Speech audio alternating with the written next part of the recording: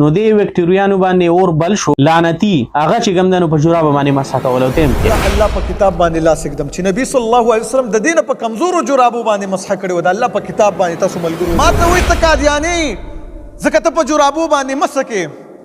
د قادیانیت بنیاد خود ته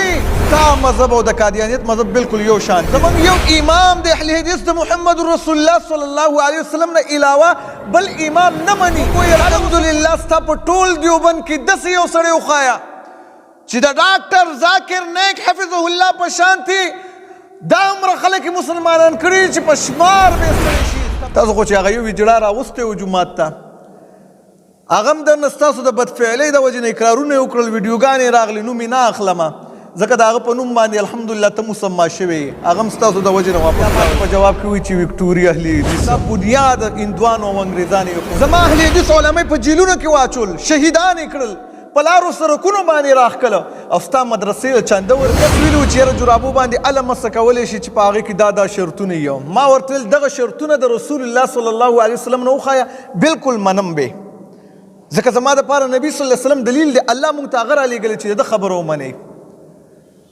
نو هغه بیا ما ته په جواب کې وایي چې ویکټوریا اهل حدیث یعنی د انګریز پیداواره راځه وبګورو تاریخ چې ته د انګریز پیداوار یې که زما تاریخ د محمد رسول الله وسلم نه دی ځکه صحابو د نبي صلی الله علیه وسلم خبره منله او ته خپل ځان وګوره دا تقریر شبیر احمد عثماني دیوبندي وګوره هغه ویلي دی ستاسو تاریخ خو لږ وګورئ د هندو پیداوار تاسو یې ستا بنیاد هندوانو او انګریزانو یې ښودلی دی د محمود الحسن دیوبندي د هغه پلار انګریز په وفادارۍ کې مجسټریټ جوړ کړی و دارنګه د دیوبند چاندې وګوره چې هغې له چا ورکړي دي سوانح قاسمي وګوره ستا کتابونه دي ویل منشي تلیسي په نامه باندې تلیسي رام ویل هغه په دې کې چانده ورکړی و دا کوم دیوبندي و دا څنګه مسلمانو چې تاله چانده درکوله خو د هندوانو که نه دارنګه حکیم الامت چې تاسو ورته وایه اشرف علي هغه ته انګریز او هندوانو له 600 روپۍ تنخوا د میاشتې مقرره کړې وه دا ستاسو تاریخ دی دا زه نه ویمه دا تقریر شبیر احمد عثماني دیوبندي وګوره هغه ویلي دي ستاسو تاریخ خو لږ وګورئ د هندو پیداوار تاسو یې زما د نظیر حسین دهلوي رحمه الله مدرسې په انډیا کې ورانه کړله زما اهل حدیث علما په جیلونو کې واچول شهیدان یې کړل په لارو سرکونو باندې راښکله او ستا مدرسې چنده بیا وایي تا ما ته یهودي وویلو د یهودو ایجنټ دې ما ته وویلو دا درته زه نه ویمه دا نن نه 1400 کاله مخکې محمد رسول الله وسلم ویلي چې یهود تاسو سره په امین او په سلام باندې بغض کوي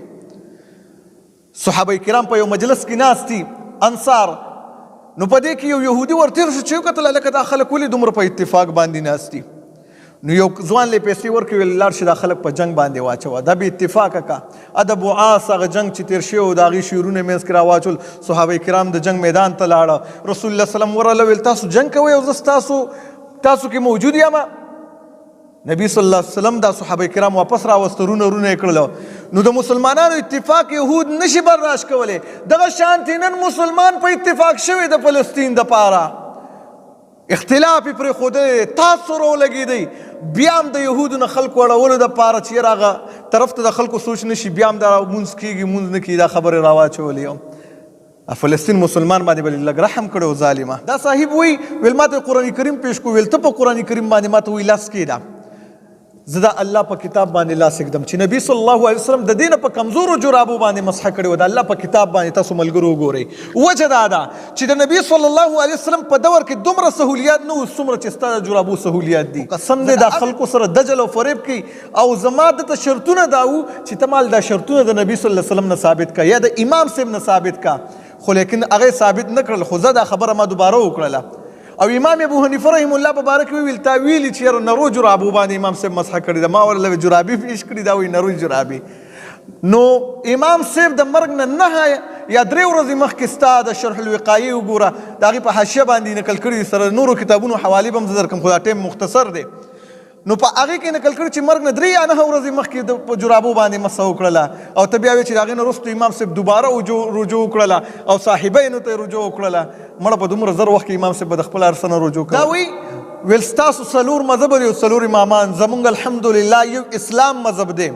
زمونږ یو امام د اهل حدیث د محمد رسول الله صلی الله علیه وسلم نه علاوه بل امام نه مني. تاله اوس پورې جاهله زمونږ عقیده هم نه ده معلومه چې د اهل حدیثو د محمد رسول الله صلی الله علیه وسلم نه علاوه بل امام نشته دی. موږ ته ویل بدایع او صنایع عقیده اصلي لیکلي دي.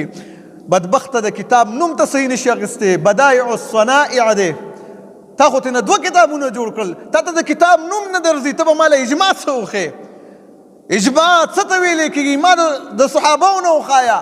د امام ابو حنیفه، امام شافعي، امام بخاري، د سلفو نه یې وښایه، د صحابو نه یې وښایه. تر هلکې د کور نه یو شیز جوړ کړی او یاره اجماع کې دا راځي، د کوی چندخې په کوی کې ګرځي او وایي چې دا ټوله دنیا کې زه ګرځم. ویلې موږ خلک جومات ته راولو، مسلمانان یې کودي په شک کې واچوي واپس شي او ویل تاسو څوک مسلمانان کړي اوسه پورې؟ مونږ وایي الحمدلله ستا په ټول دیوبند کې داسې یو سړی وښایه چې د ډاکټر ذاکر نیک حفظه الله په شانتي دا عمره خلک مسلمانان کړي چې په شمار به ستړي شي. ستا په دیوبند کې یو کس خو داسې وښایه چې خلک مسلمانان کړي. تاسو خو چې هغه یو ویجړه راوستی و جومات ته، هغه هم درنه ستاسو د بدفعلۍ د وجې نه اقرارونه یې وکړل، ویډیوګانې راغلې، نوم یې نه اخلمه ځکه د هغه په نوم باندې الحمدلله ته مسما شوی، هغه هم ستاسو د وجې نه واپس لاړ وتښتېدلو چې دا څنګه چل دی، دا ما سره څه کېږي. ما ته وایي ته قادیاني ځکه ته په جرابو باندې مه سکې. د قادیانیت بنیاد خود ته یې، ځکه د میرزا غلام احمد قادیاني نه واله تر بشیر احمد قادیاني پورې دا ټول وایي موږ د